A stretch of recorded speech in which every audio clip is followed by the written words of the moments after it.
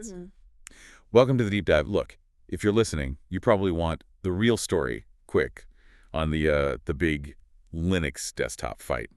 GNOME versus KDE. Yeah, skip the forum flame wars. We're here to get you the facts, especially on, performance truths that might surprise you. Exactly. So let's frame it. We've got GNOME, kind of like the minimalist student, very opinionated, keyboard first, you fit its vision. And then KDE Plasma. That's the Swiss Army knife that maybe got a little too smart. Customization everywhere. Maybe too much. Okay, so customization usually means heavy, right? That's the old thinking. Let's tackle that resource myth head on because the numbers, well, they tell a different story. They really do. That whole KDE's bloated thing, it's kind of outdated. We looked at idle RAM usage, KDE Plasma. It's around 2,843 megs. Okay, and GNOME. GNOME is sitting at about 2,622 megs. I mean, the difference is tiny. Basically nothing on a modern machine. So negligible. If you really want lightweight, you're looking elsewhere, like SFCE maybe? Precisely. XFCE is way down, closer to 1,500 megs. So yeah, the RAM argument between GNOME and KDE, it's kind of dead. Right. But here's the kicker, the performance trap we found.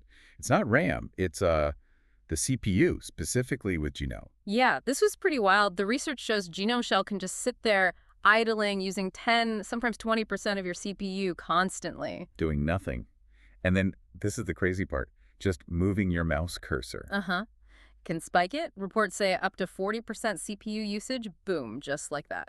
That completely flips the script on GNOME being the sleek, stable one, doesn't it? It kind of does. It's ironic, really. Users do talk about GNOME being stable as a rock, leaving systems on for days.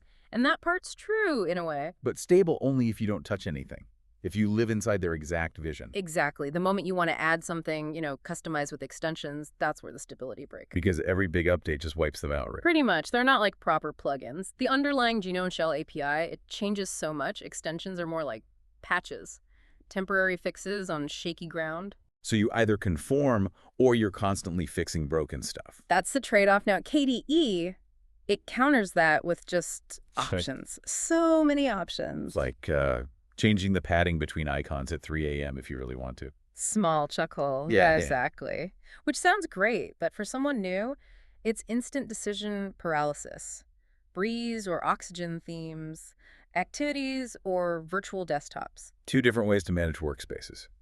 Okay, yeah, that sounds confusing. It can be freedom that just feels like complexity, but this freedom, this complexity, it has its own stability cost too, historically. Right, we saw reports about KDE.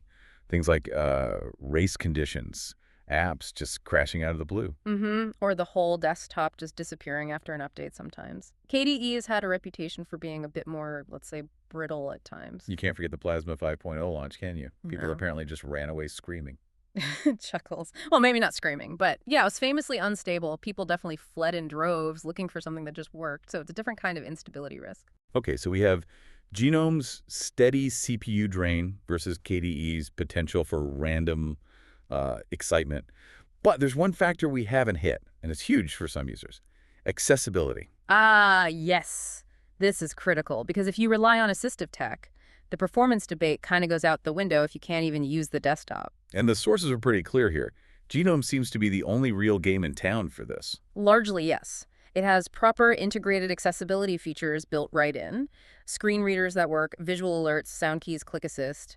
It's all there. And KDE. The report we saw called its screen reader support specifically basically unusable. That's a direct quote. Wow. Okay, so if accessibility is your main concern, the choice is made for you. It's GNOME. Pretty much. It's the practical reality for those users. So let's tie this all together. The final verdict seems to be KDE Plasma is for you if you crave absolute control, maybe like a traditional Windows feel, and you don't mind tinkering, maybe even breaking things sometimes. Right. Total freedom, total control. And GME is for you if you prioritize reliability, simplicity, something that, quote, just works out of the box as long as you're okay with its specific way of doing things. Keyboard-centric, minimalist. Use the tool that gets your work done, basically. Pick your poison, maybe. Chuckles, something like that. But here's a final thought to leave folks with.